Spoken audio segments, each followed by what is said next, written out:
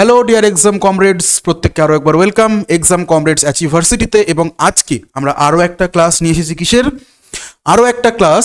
SSC group C এবং D, অর্থাৎ WBSSC, যেটা আমাদের স্কুল সার্ভিস কমিশনের। মূলত গ্রুপ সিতেই ইংলিশটা থাকছে, গ্রুপ ডিতে ইংলিশ থাকে না এই ক্ষেত্রে, ঠিক আছে। পুরোনো সিলেবাসেও ছিল না, নতুন সিলেবাসেও নেই।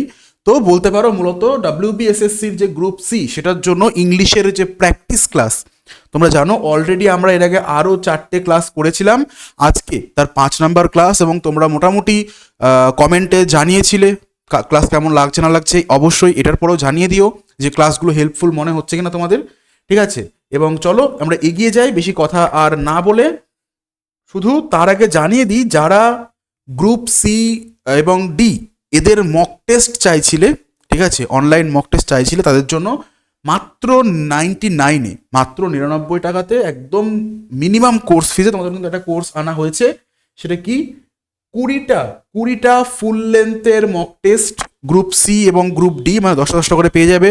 এছাড়াও রিয়েল টাইম স্টিমুলেশন হচ্ছে, অর্থাৎ যেহেতু অ্যাপের মধ্যেই তোমাদের মক টেস্ট, সঙ্গে সঙ্গে কোনটা উত্তর, কোনটা ভুল হচ্ছে, কোনটা ঠিক হচ্ছে, কত মার্কস পেলে, ইনক্লুডিং নেগেটিভ মার্কিং, সেগুলো তুমি এখানে পেয়ে যাচ্ছ। এছাড়াও 150রও বেশি সেকশনাল টেস্ট, অর্থাৎ GK, current affairs, reasoning, math, English সমস্ত কিছু মিলিয়ে 150টারও বেশি কিন্তু সেকশনাল মক টেস্ট পাবে। এবং তার থেকেও যেটা বড় কথা, যে কারেন্ট অ্যাফেয়ার্স, এটা নিয়ে একটা গন্ডগোল থেকে যায়। সুতরাং এই যে important note on current affairs, মানে এই যে একটা পুরো বই, এই একটা কারেন্ট অ্যাফেয়ার্সের ইয়ার বুক, ঠিক আছে, এটা তোমরা কিন্তু পেয়ে যাবে এই ব্যাচের সাথে একদম ফ্রিতে। মানে এই 99-এর মধ্যে এই মক টেস্টগুলো সমস্ত কিছু পাচ্ছ, সাথে এই একটা কারেন্ট অ্যাফেয়ার্সের ইবুক তোমরা পিডিএফ ভার্সনে অ্যাপের মধ্যেই, মানে যখন কোর্স পারচেস করবে ওর মধ্যেই পেয়ে যাবে। চাইলে ডাউনলোড করো, মোবাইল থেকেও পড়তে পারো, চাইলে প্রিন্ট আউট করতে পারো, একদম প্রিন্টের জন্যই রেডি, ঠিক আছে। যদি কারোর মনে হয় কোর্সটা পারচেস করবে, মাত্র 99 কোর্স ফি রাখা হয়েছে। এই নাম্বারে একবার হোয়াটসঅ্যাপ করে দাও, 9143886331, এই নাম্বারে নিজের নাম এবং ডাব্লিউবিএসএসসি মক টেস্ট সিরিজ এটা লিখে একবার হোয়াটসঅ্যাপ করে দাও। তো চলো আজকের যে ক্লাস আমরা শুরু করি। এবং তোমরা আশা করি যারা প্রতিটা ক্লাস পর করছো তারা মনে আছে যে আমরা মূলত সিম্পল, কমপ্লেক্স এবং কম্পাউন্ড সেন্টেন্সের আইডেন্টিফিকেশন এগুলো করছিলাম আগের ক্লাসেও। এই ক্লাসেও আমরা সেই সেম চ্যাপ্টার করব। এরপর থেকে আমরা আবার টপিক পাল্টে দেবো, ঠিক আছে।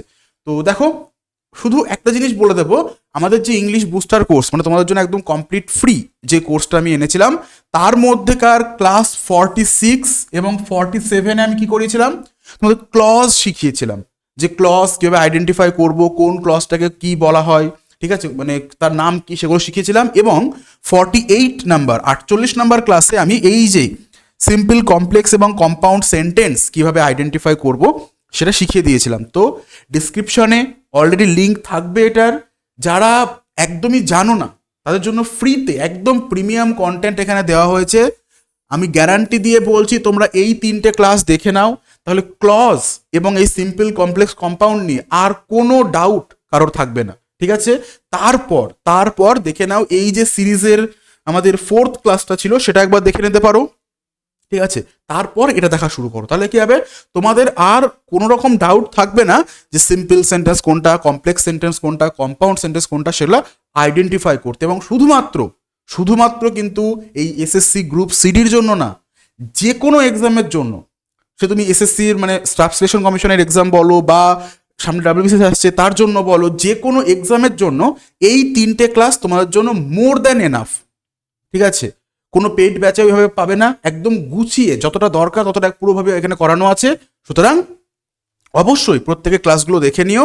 এবং চলো এবার আমরা তাহলে শুরু করি আজকের যে ক্লাস, অর্থাৎ টাইপস অফ সেন্টেন্স, অর্থাৎ এই যে সিম্পল, কমপ্লেক্স, কম্পাউন্ড, এগুলো আইডেন্টিফাই কি করে করব সেগুলো চলো দেখে নিই।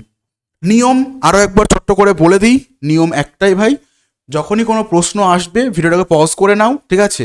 পজ করে আগে নিজের উত্তর ভেবে নাও কোনটা হতে পারে, তারপর প্লে করো, দেখবে আমি অ্যানালিসিস করে দিচ্ছি যে কোনটা কি সেন্টেন্স এবং কিভাবে সেটা আমরা বুঝতে পারছি, ঠিক আছে।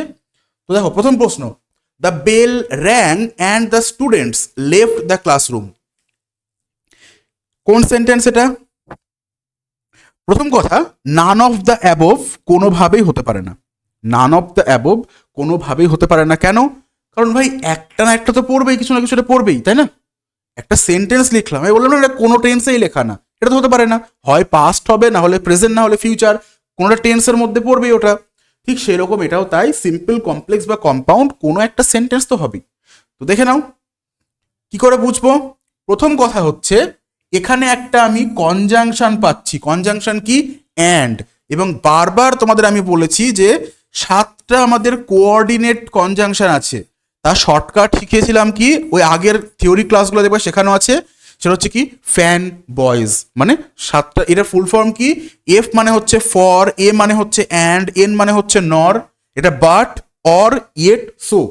যদি দেখো এই 7টা কনজাংশনের মধ্যে যে কোনো একটা দুটো ক্লজকে যুক্ত করছে, দুটো ওয়ার্ডকে না কিন্তু, এবং এই কনফিউশন থাকে অনেকের, যে কারণে বললাম তোমাদের যে থিওরি ক্লাসগুলো স্পেশালি মানে এই ক্লাসটা ভালো করে প্রত্যেকে দেখে নাও, তারপরে আরামসে ক্লাস করতে থাকো, একটা প্রশ্ন আটকাবে না।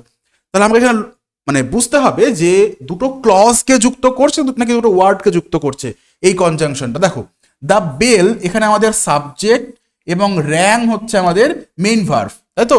ভার্ব বা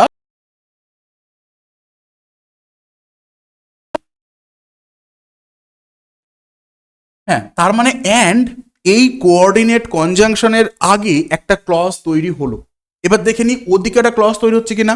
একদমই, দ্য স্টুডেন্টস এটা আমাদের সাবজেক্ট এবং লেফট হচ্ছে মেন ভার্ব। তার মানে একটা কোঅর্ডিনেট কনজাংশন, তার দুই দিকে দুটো ক্লজ তৈরি হচ্ছে। এবং আমি বলেছিলাম এই ক্ষেত্রে দুটো ক্লজই কি হবে, এই ক্ষেত্রে দুটো ক্লজই হবে ইন্ডিপেন্ডেন্ট ক্লজ।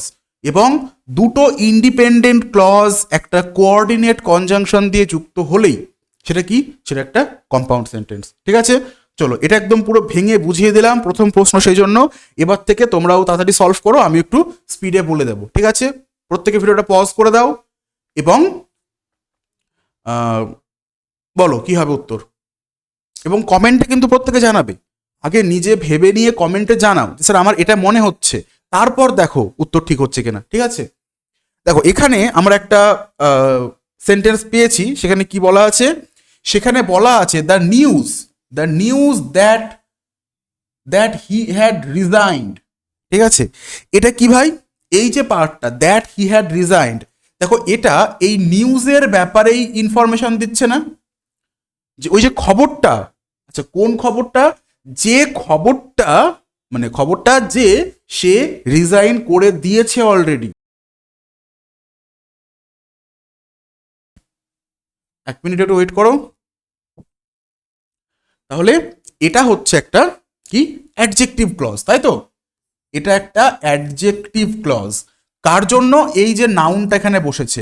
এবং তোমাদের আমি বলেছিলাম একটা যদি অ্যাডজেক্টিভ ক্লজ বাই চান্স চলে আসে এবং এখানে এটা একটা সাবজেক্ট, এইটা একটা সাবজেক্ট, আর এন মেন ভার্ব হচ্ছে এই শকড, তো এটাই যদি একটা অ্যাডজেক্টিভ ক্লজ হয় তার মানে সাবঅর্ডিনেট ক্লজ, এবং একটা তো মেন ক্লজ দরকার, সুতরাং এটা হচ্ছে আমাদের মেন ক্লজ। তো একটা সাবঅর্ডিনেট ক্লজ এবং একটা মেন ক্লজ মিলিয়ে তৈরি করে কি, একটা কমপ্লেক্স সেন্টেন্স। ঠিক আছে, চলো নেক্সট কোশ্চেন। কোশ্চেন নাম্বার 3, খুব ভালো প্রশ্ন, অনেকের কনফিউশন হয়। আমি যেরকম আমাদের যখন টেলিগ্রামে মক টেস্ট ওখানে তো ওই পোল পাঠাই, ঠিক আছে, কিছু কিছু, তো সেখানে এরকম কিছু প্রশ্ন আমি রেখেছিলাম এবং আমি দেখেছি যে মোটামুটি 60% স্টুডেন্টদের ভুল হচ্ছে। ঠিক আছে, 60%-এর বেশি স্টুডেন্টরা এটা কিন্তু ভুল করছে। কি ভুল ভাই? ভুল হচ্ছে এটাই যে এখানকার এই যে টু ক্যাচ,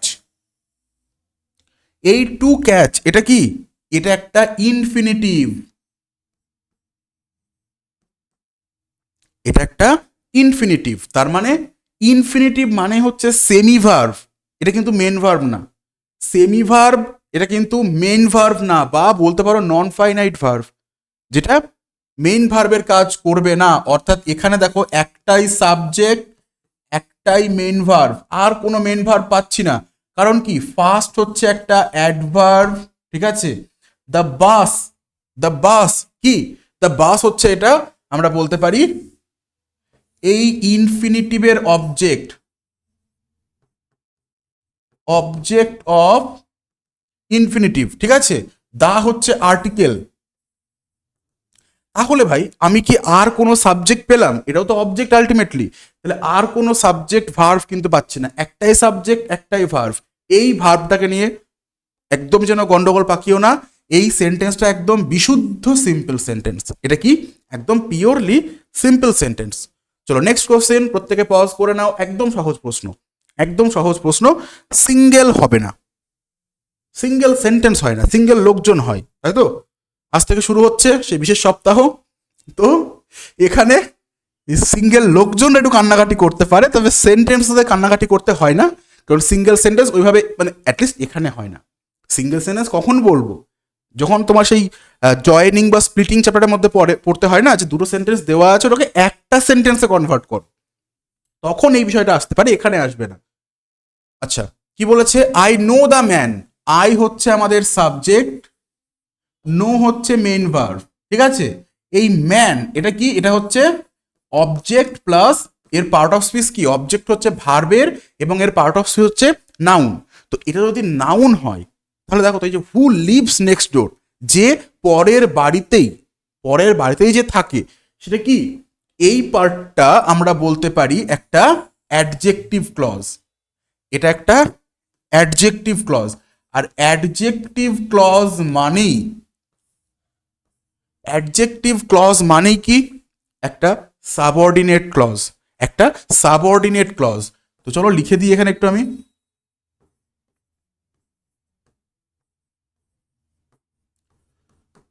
এটা একটা সাবঅর্ডিনেট ক্লজ। তার মানে কি? তার মানে এই পার্টটা হচ্ছে আমাদের মেইন ক্লজ, তাই তো? একটা মেইন ক্লজ, একটা সাবঅর্ডিনেট ক্লজ, একটু আগে আমরা পেয়েছিলাম। কোনো কনফিউশন যেন না থাকে, এটা হবে কি? একটা কমপ্লেক্স সেন্টেন্স, একটা কমপ্লেক্স সেন্টেন্স। চলো তারপর question number 5। Question number 5, she was ill yet she attended the meeting. she attended the meeting। এবং প্রত্যেককেই বলছি, সময় তোমাদেরও সময় বাঁচানোর জন্য বা ওভারঅল আমারও কিছুটা টাইম সময় বাঁচানোর জন্য আমি মাঝে থামছি না, ঠিক আছে? কিন্তু যেহেতু রেকর্ড ক্লাস, তোমরা প্রত্যেকের ভিডিওটা পজ করে নিও। তো যাই হোক, এখানেও সেই আবার ঘুরিয়ে ফিরে আবার চলে আসবে ফ্যান বয়েজ, তাই তো? ঘুরিয়ে ফিরিয়ে সেই ফ্যান বয়েজ চলে আসবে, আবারও তার উল্লেখ আনতে হবে। এই যে ওয়াই বলেছিলাম, এটা মানে কি ছিল? এটা তো মানেই ছিল না ইয়েট। ইয়েট ইয়েট মানে কি? তবুও, ঠিক আছে? তা সত্ত্বেও, এরকম মিনিং আসছে। দেখো, শি ওয়াজ ইল, সে অসুস্থ ছিল, তা সত্ত্বেও শি অ্যাটেন্ডেড দ্য মিটিং। এবং এটা যদি কনজাংশনের ক্লাস হতো তাহলে আরো কিছু ইনফরমেশন অ্যাড করে দিতাম, যে ইয়েট মানে কি? এটা বেসিক্যালি এটা কন্ট্রারি শো করে, তাই তো? কন্ট্রাস্ট শো করে, মানে এদিকের থেকে মিনিংটা উল্টো হবে, তাই তো? হচ্ছে না? অসুস্থ থাকলে আমরা কি করি? যদি আমরা অসুস্থ থাকি, আমরা জেনারেলি রেস্ট নিই, কাজ করতে পারি না, মিটিং অ্যাটেন্ড করতে পারি না। তো তার উল্টো জিনিসটা বলছে, তাহলে ডেফিনেটলি এটা হচ্ছে একটা আমাদের কোঅর্ডিনেট কনজাংশন। এবং তোমাদের আমি ওই থিওরি ক্লাসে ভালো করে বলেছিলাম যে কোঅর্ডিনেট কনজাংশন কিন্তু দুটো ওয়ার্ডকেও যুক্ত করতে পারে, দুটো ফ্রেজকেও যুক্ত করতে পারে। তো আমাদের দেখে নিতে হবে এর দুই দিকেই পুরো দুটো ক্লজ তৈরি হচ্ছে কিনা, ঠিক আছে? তারপরে আমরা ডিসাইড করব এটা কোন সেন্টেন্স। তো দেখে নি চলো। শি এটা হচ্ছে আমাদের সাবজেক্ট, ওয়াজ হচ্ছে মেন ভার্ব। ভালো করে শুনে নাও, অনেকে এটা মনে করে যে অ্যামিজার ওয়াজ সবসময় অক্সিলারি ভার্ব, একদমই না। এখানে কিন্তু ওয়াজ মেইন ভার্ব, ঠিক আছে? এবং ইল এটা কি? এটা একটা অ্যাডজেক্টিভ। তাহলে এই যে এইটুকু ক্লজ এর মধ্যে ওয়াজ মেইন ভার্ব। কেন? কারণ একটাই ভার্ব আছে, যেখানে একটাই ভার্ব থাকবে জানবে সেই ভার্বটাই মেইন ভার্ব, ঠিক আছে? যাক চলো এইবার বাকি এদিকে দেখে নিই। দেখো, শি আবার দেওয়া আছে, এটা হচ্ছে আমাদের সাবজেক্ট। অ্যাটেন্ডেড এটা হচ্ছে আমাদের মেইন ভার্ব। তারপরে আর কি আছে? এটা অবজেক্ট বা কিছু আমাদের দেখে লাভ নেই। দুটো, একটা সাবজেক্ট মেইন ভার্ব আমি এখানে পেয়েছি একটা ক্লজ, এখানে পেয়েছি একটা ক্লজ, এবং মাঝখানে যুক্ত হচ্ছে একটা কোঅর্ডিনেট কনজাংশনের মাধ্যমে, অর্থাৎ অপশন বি এখানে সঠিক উত্তর। অপশন বি সঠিক উত্তর, ঠিক আছে? চলো নেক্সট কোশ্চেন নাম্বার 6। আমরা 15টা করে প্রশ্ন সলভ করছি প্রতিটা ক্লাসে, তার মধ্যে আজকের এটা হচ্ছে 6 নাম্বার প্রশ্ন। দেখো, এখানেও একটা বিষয় আছে, এই অল অফ দ্য অ্যাবোভ তো একদমই হবে না। অল অফ দ্য অ্যাবোভ তো একদমই হবে না। কেন? কারণ যে কোনো একটা হবে না ভাই, একই সেন্টেন্স পাস্ট টেন্স এবং প্রেজেন্ট টেন্স কি করে হতে পারে, তাই না? তো যে কোনো একটা হবে, হয় সিম্পল নাহলে কমপ্লেক্স, সরি কম্পাউন্ড নাহলে কমপ্লেক্স। দেখে নিই কি আছে। The student sitting in the hall were silent, এটাও ভালো প্রশ্ন একটা, ঠিক আছে, স্টার দিয়ে রেখো, ভালো প্রশ্ন একটা। কেন ভালো প্রশ্ন? কারণ ভালো করে শুনে নাও, এখানে এই যে সিটিং ইন দ্য হল, এই পার্টটা এখানেও তোমরা দেখো একটা সিটিং বলে একটা ভার্ব, মানে একটা ওয়ার্ড পাচ্ছি না? তো সিটিং এর মধ্যে আমরা যদি বলি সিট, হ্যাঁ সিট ডেফিনেটলি একটা ভার্ব, সিট ডেফিনেটলি একটা ভার্ব, এবং সিট প্লাস আইএনজি, ঠিক আছে, হতেই পারে। কন্টিনিউয়াস টেন্সের জন্য V1 প্লাস আইএনজি ব্যবহার করা হচ্ছে, যদিও সিটিং সবসময় ব্যবহার করা হয় না, খুব রেয়ারলি ব্যবহার করা হয়, কিন্তু এই ভার্ব মানে V1 plus ING, V1 plus ING এই যে ফর্মটা, এটাকে আমরা তিনভাবে ব্যবহার করতে পারি। কি কিভাবে? একটা হচ্ছে ডেফিনেটলি মেইন ভার্ব, যেটা আমি এক্ষুনি বললাম। আরেকটা কি? আরেকটা হচ্ছে জেরান্ড, আরেকটা হচ্ছে জেরান্ড, অর্থাৎ যখন সেটা একটা নাউনের মতো করে কাজ করে, যখন সেটা নাউনের মতো করে কাজ করে। আরেকটা হচ্ছে কি? আরেকটা হচ্ছে আমাদের প্রেজেন্ট পার্টিসিপল,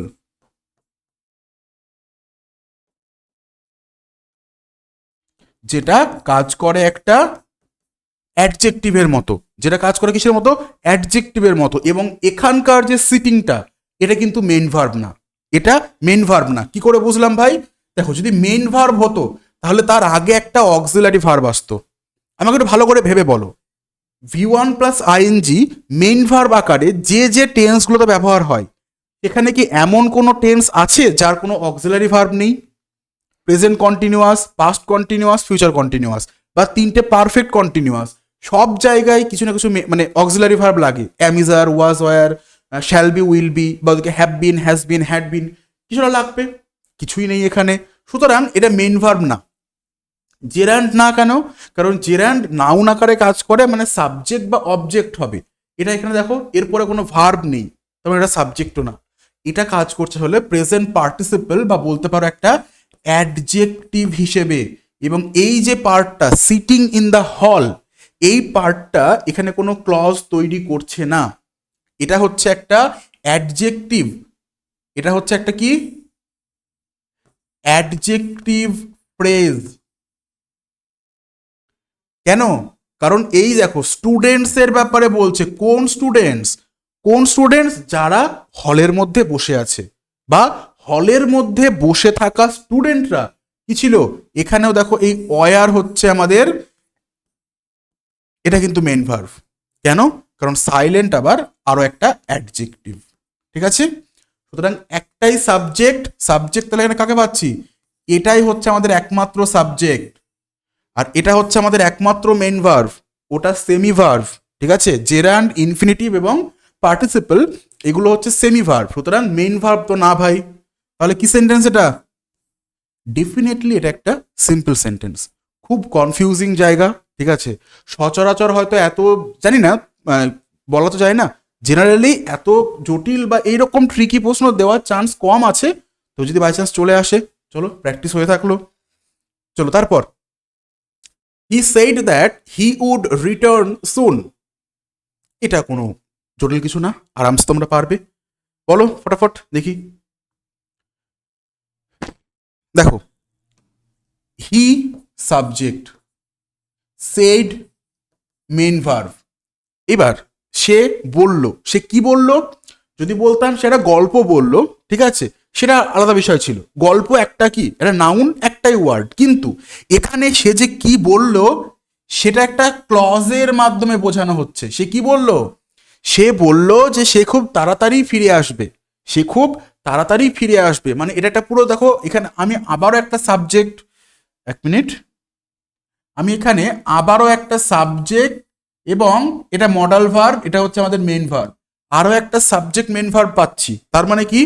সিম্পল কম্পাউন্ড বলে কিছু হয় না, সিম্পল এটা আর হবে না, সিম্পল এটা আর হবে না। কেন হবে না ভাই? কারণ দুটো সাবজেক্ট, দুটো মেইন ভার্ব কম্বিনেশন পেয়ে গেছি, তো হয় কমপ্লেক্স হবে, কমপ্লেক্স হবে, নাহলে কম্পাউন্ড হবে। এবার কম্পাউন্ড এটা না, কেন কম্পাউন্ড না? দুইভাবে ভাবতে পারো। একটা হচ্ছে কোনো কোঅর্ডিনেট কনজাংশন বসানো নেই, বা তোমাদের যে এক্সট্রা কিছু ওয়ার্ড আমি লিখে দিয়েছিলাম সেই ওয়ার্ডগুলো এখানে আমি পাচ্ছি না খুঁজে, এটা একটা বিষয়। দ্বিতীয় বিষয় হচ্ছে এই যে এই পার্টটা তোমাদের আমি ক্লজের ক্লাসে পড়িয়েছিলাম, এটা কি? এটা হচ্ছে একটা নাউন ক্লজ।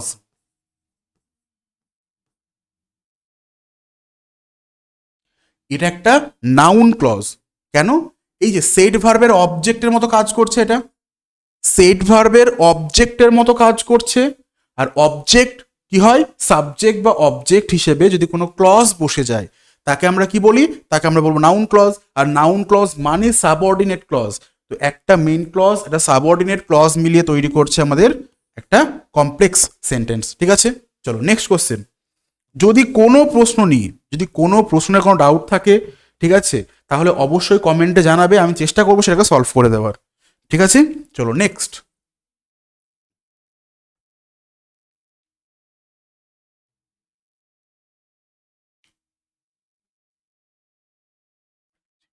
বলো কি হবে? আই তো এটা নিয়ে আগের ক্লাসের এক প্রশ্ন ছিল, সানসেট নিয়ে, তাই তো? মনে আছে কি বলেছিলাম? সানসেট নিয়ে কি বলেছিলাম? আমি বলেছিলাম যদি সানসেট একসাথে থাকে, মাঝে কোনো স্পেস না থাকে, তাহলে কিন্তু এই পুরোটাই কি, এই পুরোটাই একটা ওয়ার্ড এবং এটা হবে কি তখন? নাউন।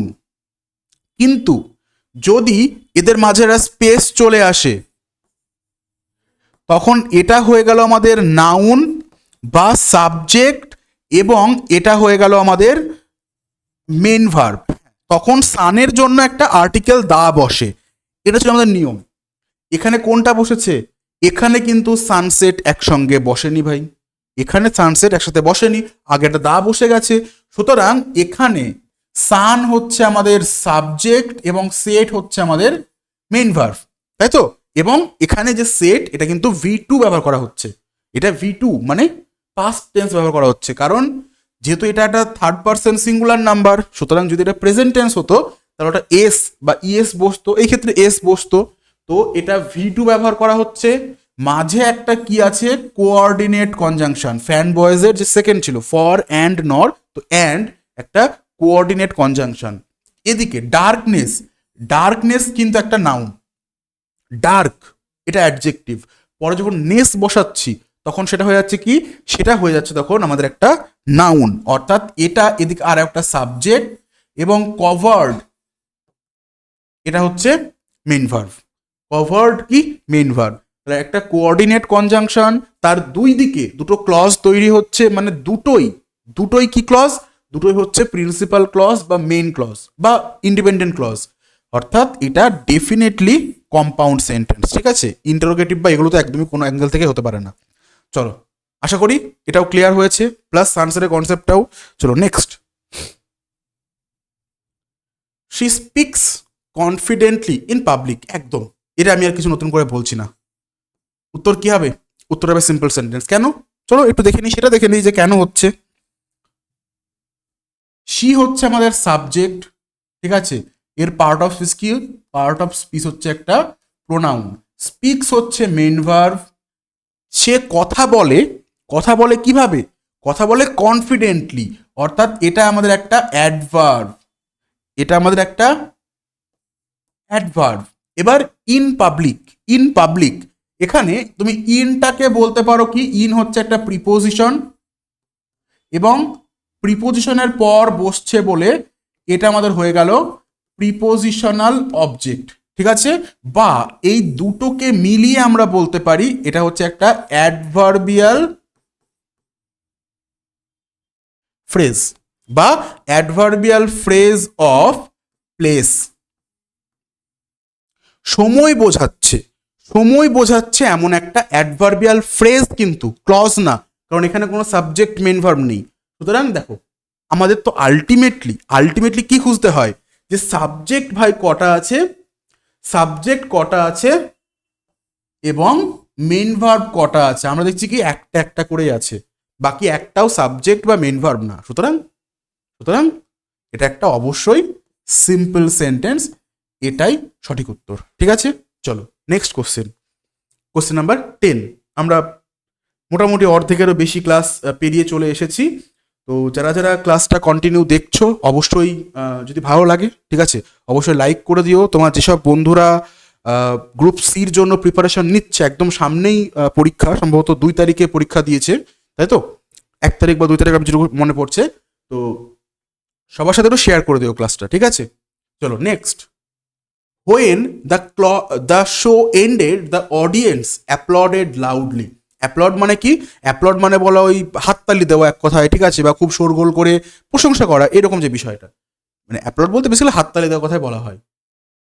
এবার এখানে দেখো, যদি তোমাদের মোটামুটি একটা লেভেল পর্যন্ত প্র্যাকটিস হয়ে যায়, ঠিক আছে, সেই ক্ষেত্রে তোমাদের এখানে আর খুব একটা বেশি দেখতে হবে না।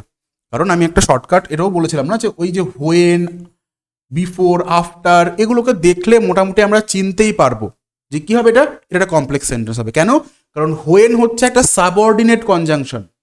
হোয়েন হচ্ছে একটা সাবঅর্ডিনেট কনজাংশন, এবং এই সাবঅর্ডিনেট কনজাংশন যে ক্লজের সাথে বসে, এটা কি?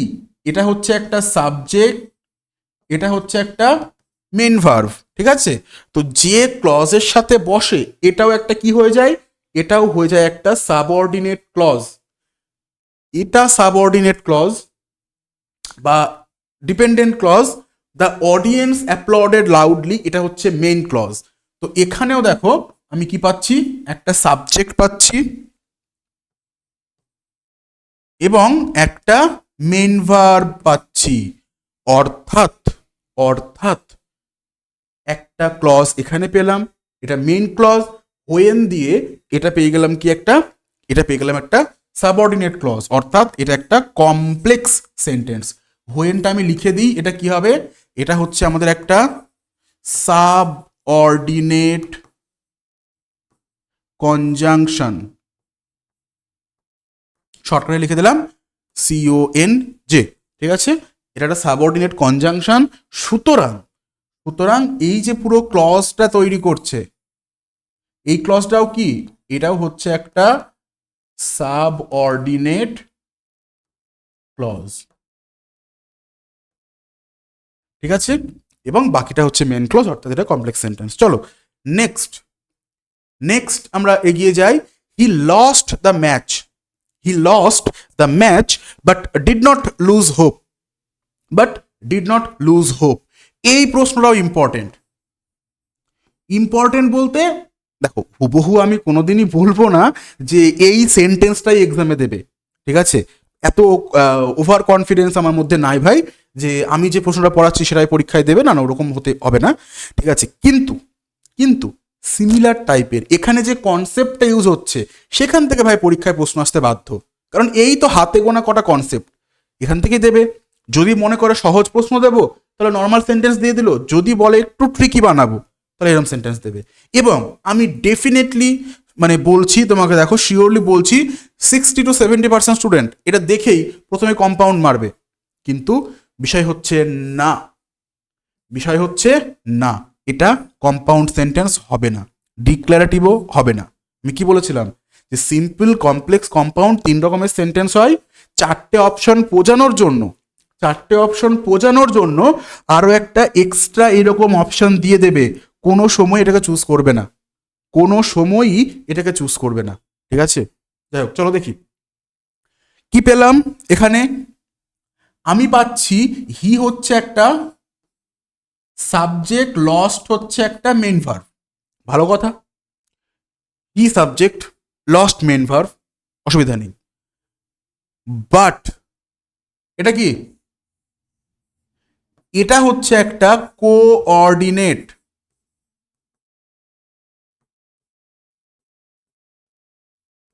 কনজাংশন। কোঅর্ডিনেট কনজাংশন মানে ওই যে আমাদের ফ্যান বয়েস ছিল, এটা আমি বারবার লিখছি কেন, যেন তোমাদের মানে কোনোভাবে ভুল না হয় বিষয়টা। এই ফ্যান বয়েজের মধ্যে এই যে বি শব্দটা আছে, এটা মানেই তো বাট। এটা তো ফুল ফর্ম পড়িয়েছিলাম বাট। কিন্তু শুধু এখানে তো নিয়ম থেমে নেই। অনেকে কি করে, এই ফর, অ্যান্ড, নর এইগুলো দেখলেই কম্পাউন্ড মেরে দেয়।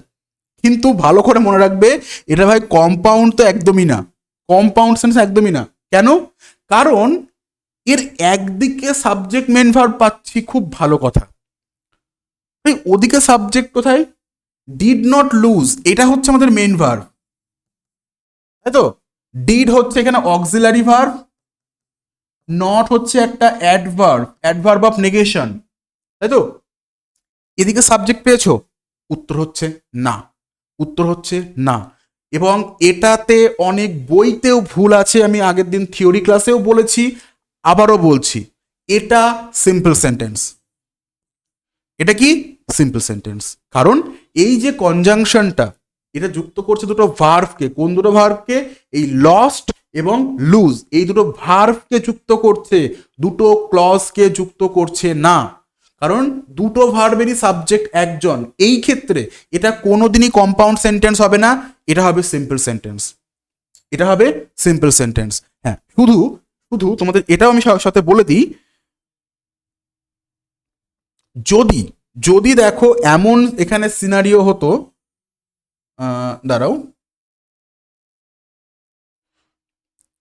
1 মিনিট, আমি এগুলো একটু মুছে দিই। হ্যাঁ, ঠিক আছে। যদি এখানে একটা কি থাকতো, বাট, আবার যদি এখানে হি থাকতো, কোথায়? এই জায়গাতে যদি এখানে হি চলে আসতো একটা বাই চান্স, তাহলে দেখো আমি বাটের এই দিকে একটা ক্লজ পেয়েছিলাম, সাবজেক্ট মেন ভার্ব, এইদিকে আবার একটা ক্লজ, অর্থাৎ এখানে এই হি হয়ে যেত আমাদের সাবজেক্ট এবং এদিকে হয়ে যেত মেন ভার্ব। সেই ক্ষেত্রে এটা আবার তখন কম্পাউন্ড সেন্টেন্স হতো, তখন কম্পাউন্ড হতো। শুধু পার্থক্য এইটুকুই, এদিকে সাবজেক্ট আছে, মেন ভার্ব আছে, ওদিকে শুধু মেন ভার্ব ছিল। এটা যদি সাবজেক্ট চলে আসে, দেখো সাবজেক্ট কাকে লিখলাম? ওই সেম সাবজেক্ট, মিনিং এর কোনো পার্থক্য নেই। কিন্তু এখানেও সে ম্যাচটা হেরে গেল, আর সে কি করলো?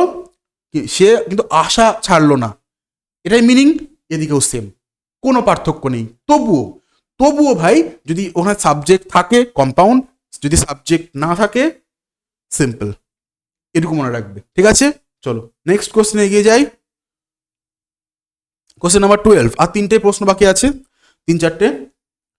The girl smiled and waved at the crowd, একদম একই নিয়মে এই সেন্টেন্সটা হচ্ছে।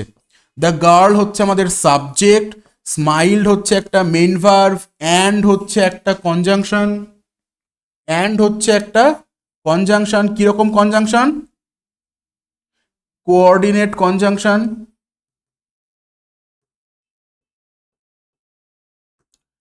ওয়েভড আরো একটা মেইন ভার্ব। বলো, এই যে কোঅর্ডিনেট কনজাংশন, এর বাঁদিকে যারা সাবজেক্ট মেন ভার্ব পাচ্ছি, ওদিকে শুধু মেন ভার্ব, সাবজেক্ট আছে? সাবজেক্ট নেই। সাবজেক্ট নেই মানে এটা একটা সিম্পল সেন্টেন্স। যদি এখানে the girl smiled and the girl wave থাকতো, কম্পাউন্ড হতো। The girl smiled and she waved থাকতো, তাহলেও কম্পাউন্ড হতো। কিন্তু যদি কোনো সাবজেক্ট নেই, তাই এটা সিম্পল সেন্টেন্স। চলো next, question number 13। Question number 13 বলো কি হবে? I will wait here until you come back. I will wait here until you come back. সহজ প্রশ্ন, যদি একটু, যদি পুরোনো ক্লাসগুলো দেখা থাকে এবং এবং একটু ছোট্ট করে ওই বুদ্ধিটা ব্যবহার করো যে কিভাবে কি হচ্ছে দেখি তো এখানে। ঠিক আছে, দেখো আনটিল, আনটিল আগে দেখে নি সাবজেক্ট মেন ভার্ব কোথায় পাচ্ছি। এটা একটা সাবজেক্ট, এটা একটা মেন ভার্ব, তাই তো? আমি কি করব? আমি এখানে অপেক্ষা করব, ভালো কথা। এখানে আবার দেখো ইউ একটা আছে সাবজেক্ট, কাম একটা আছে মেন ভার্ব। এইবার যখনই আমরা দুটো ক্লজ পেয়ে গেলাম, দুটো ক্লজকে যুক্ত করার জন্য একটা কনজাংশন লাগবেই। দুটো ক্লজকে যুক্ত করার জন্য একটা কনজাংশন লাগবেই লাগবে। তোমরা আগেও প্রত্যেক সাথে দেখেছো যে কম্পাউন্ড হোক বা কমপ্লেক্স, যেখানে দুটো করে ক্লজ থাকে, সেখানে কিন্তু একটা কনজাংশন দিয়ে যুক্ত করা হয়, এমনি এমনি যুক্ত হয় না। সুতরাং এখানে কনজাংশন কোনটা? এখানে কনজাংশন হচ্ছে এটা। এবং কিরকম কনজাংশন? আনটিল, ভালো করে বলো, কোঅর্ডিনেট নাকি সাবঅর্ডিনেট? কোঅর্ডিনেট বলেছিলাম 7টা আছে, ফ্যান বয়েজের যে 7টা, বাকি সবই কি?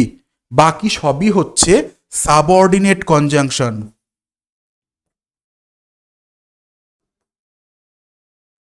বাকি সবই সাবঅর্ডিনেট কনজাংশন।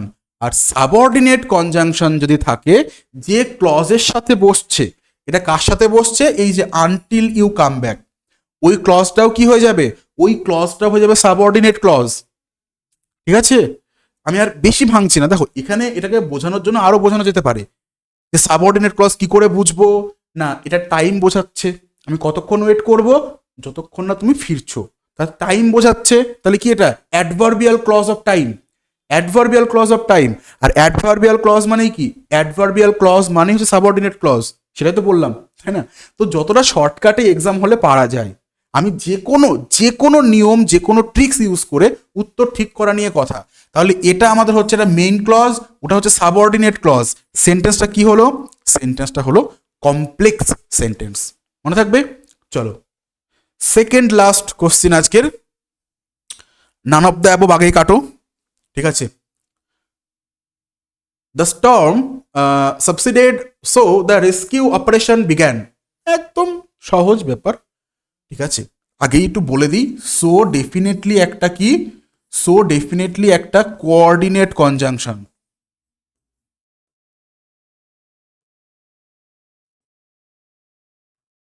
সো ডেফিনেটলি একটা কোঅর্ডিনেট কনজাংশন। তার মানে আমাকে শুধু এখানে একটা জিনিস আইডেন্টিফাই করতে হবে, মানে ফ্যান বয়েজের লাস্ট যেটা আছে বয়েজ এস মানে সো, শুধু এটুকু আমাকে খুঁজে বার করতে হবে ভাই এর দুই দিকে দুটো ক্লজ তৈরি হচ্ছে কিনা। কারণ আমি বলেছিলাম কোঅর্ডিনেট কনজাংশনের যদি দুই দিকে দুটো ক্লজ তৈরি হয়, দুটোই দুটোই ইন্ডিপেন্ডেন্ট বা মেইন ক্লজ হতে বাধ্য, তাই তো। দেখো এই যে স্টর্ম, এটা হচ্ছে আমাদের কি সাবজেক্ট, সাবসিডেড কি এটা মেইন ভার্ব, ভালো কথা।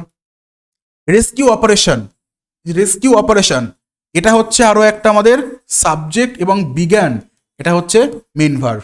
তাহলে নিয়ম মিলে গেল, একটা কোঅর্ডিনেট কনজাংশন তার দুই দিকে দুটো ক্লজ তৈরি হচ্ছে মানেই দুটো ক্লজই হচ্ছে ইন্ডিপেন্ডেন্ট ক্লজ, আর দুটো ক্লজ ইন্ডিপেন্ডেন্ট ক্লজ একটা কোঅর্ডিনেট কনজাংশন দিয়ে যুক্ত হওয়া মানেই সেন্টেন্সটা একটা কম্পাউন্ড সেন্টেন্স, ঠিক আছে। চলো তারপর লাস্ট কোশ্চেন আজকের, লাস্ট কোশ্চিন, ভীষণ ইম্পর্টেন্ট কোশ্চিন, এবং তোমরা প্রত্যেকে এটাকে অ্যান্সার করার চেষ্টা করো, এবং খুব ইম্পর্টেন্ট প্রশ্ন। আমি সেম কনসেপ্টে কিন্তু অলরেডি একটা প্রশ্ন করিয়ে দিয়েছি, ঠিক আছে। এবং আরও একটা জিনিস তোমরা অ্যান্সার করো, ততক্ষণ একটা জিনিস বলে দিই, সেটা হচ্ছে এই যে সেন্টেন্স আইডেন্টিফিকেশনের উপরে আমার যেটুকু আপাতত প্ল্যানিং আছে, যে এটাই আপাতত লাস্ট ক্লাস, ঠিক আছে। কারণ এরপরে আমরা গ্রামারের আদার্স টপিক নিয়ে কিছু ফিল ইন দ্য ব্ল্যাঙ্কের কিছু ক্লাস করবো, মানে ফিলারের ক্লাস করব। এর আগে আমরা এরর স্পটিং এর ক্লাস করেছি, ঠিক আছে। তো তোমরা আমাকে একটু জানাও, যেহেতু পরীক্ষার খুব বেশি সময় নেই, এর মধ্যে তোমাদের এই টপিকের উপরে আর ক্লাস লাগবে কিনা, নাকি মোটামুটি এই দুটো ক্লাসে ধরো আমি 15-30টা প্রশ্ন সলভ করিয়ে দিয়েছি, এবং তার আগে থিওরি ক্লাসগুলো আমি করিয়ে দিয়েছি, ঠিক আছে, ইউটিউবেই আছে, ফ্রিতে আছে, দেখে নিতে পারো। তো এরপরেও আরও ক্লাস লাগবে কিনা একটু জানিও। যদি মনে হয় যে আর লাগবে না, তাহলে এটাই শেষ। যদি তোমরা বলো যে না স্যার আরও কিছু ক্লাস দিলে ভালো হতো এই টপিকের উপরে, তাহলে আমরা আবার কিছুদিন পর থেকে আবার দিয়ে দেবো, ঠিক আছে। মানে এরপরে ওই কিছু ফিলারের ক্লাস করিয়ে দেবো, ফিল ইন দ্য ব্ল্যাঙ্কের ক্লাস করিয়ে দেবো, তারপর আবার শুরু করবো এটাকে।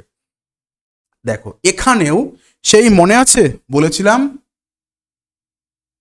লাই, লাই মানে কি, এখানে মিথ্যা কথা বলা না কিন্তু, লাই মানে পড়ে থাকা, যেটা আমরা বলি না শুয়ে থাকা, I am lying on bed, কোন লাই, এই লাই, বিছানায় শুয়ে থাকা, বিছানার উপরে পড়ে থাকা, টেবিলের উপরে পড়ে থাকা, এটা হচ্ছে লাই।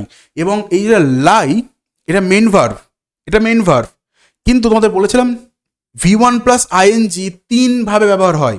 একটা হচ্ছে মেইন ভার্ব আকারে, যদি বলতাম the book was lying on the table, main verb হতো, কিন্তু এখানে কোনো অ্যামিজার ওয়াজ আর কিচ্ছু নেই, সুতরাং এটা মেইন ভার্ব না। এটা কি জেরান্ড না, জেরান্ড না, কারণ জেরান্ড হলে সেটা নাউনের মতো কাজ করে, অর্থাৎ সাবজেক্ট বা অবজেক্ট হবে। এটা দেখতে পাচ্ছ সাবজেক্ট বা অবজেক্ট কোনোটাই হচ্ছে না, তাহলে কি এটা হচ্ছে একটা আমাদের প্রেজেন্ট পার্টিসিপল, প্রেজেন্ট পার্টিসিপল, যেটা কাজ করে কিসের মতো করে, কাজ করে একটা অ্যাডজেক্টিভের মতো করে। এবং এবং এই যে প্রেজেন্ট পার্টিসিপল নিয়ে এই যে পার্টটা, এটা কি, এটা হচ্ছে একটা অ্যাডজেক্টিভ ফ্রেজ,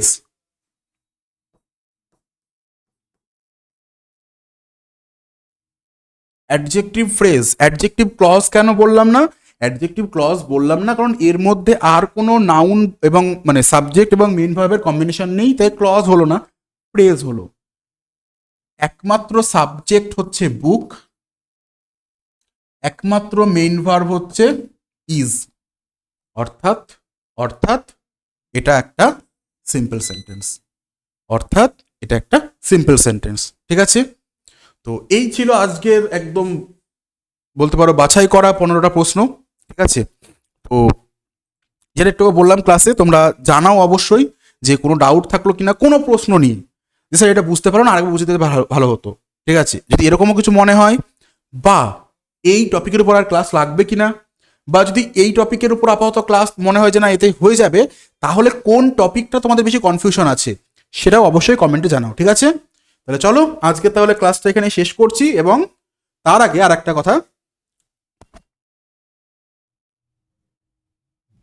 সেটা হচ্ছে যারা যারা এই মক টেস্টগুলোকে পারচেস করতে চাও, যেমনটা আমি আগেই বললাম, মাত্র 99, ঠিক আছে, 99 টাকায় এই সমস্ত মক টেস্ট প্লাস প্লাস একটা কারেন্ট অ্যাফেয়ার্সের ইবুক পেয়ে যাবে। ঠিক আছে, তো তারা প্রত্যেকে অবশ্যই এই যে নাম্বার দেওয়া আছে এখানে হোয়াটসঅ্যাপ করে নিও। ঠিক আছে, চলো, অল দ্য বেস্ট প্রত্যেককে।